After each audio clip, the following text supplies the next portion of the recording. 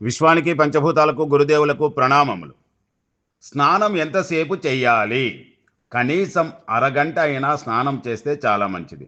4 చెంబులతో శరీరాన్ని బాగా తడిపి సున్నిపిండి లాంటి వాటితో శుభ్రంగా రుద్దుకొని ఆపై 7-8 చెంబులతో శుభ్రపరచుకోవాలి. చక్కటి మెత్తటి టవల్తో అద్దుకొని శరీరాన్ని తుడుచుకోవాలి.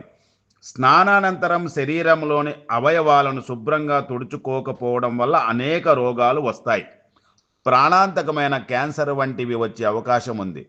మర్మాంగాల వద్ద సరియైన గాలి తగలకపోవడం వల్ల ఆ ప్రదేశాల్లో సూక్ష్మజీవులు అభివృద్ధి చెందుతాయి.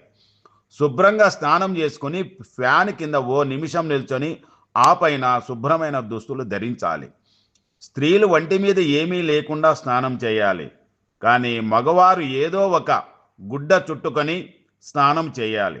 తెల్లవారుజామున 4-5 గంటల మధ్య చేసే స్నానాన్ని ఋషి స్నానం అంటారు. ఉదయం 5-6 గంటల మధ్య చేసే స్నానాన్ని దైవ స్నానం అంటారు. 6-7 గంటల మధ్య చేసే స్నానం మానవ స్నానం అంటారు. 7 గంటల పైన చేసే స్నానాన్ని రాక్షస స్నానం అంటారు. 7 గంటల పైన స్నానం చేసినా ఒకటే, చేయకపోయినా ఒకటే. చన్నీటి స్నానం చాలా మంచిది, కానీ ఇది అందరికీ వర్తించదు. శరీర ప్రకృతిని బట్టి మాత్రమే మనము వేడి నీరు, చన్నీరు, గోరువెచ్చని నీళ్లు వాడాలి. నదీ స్నానం ఉత్తమం, చెరువు స్నానం మధ్యమం, నూతి స్నానం అధమం.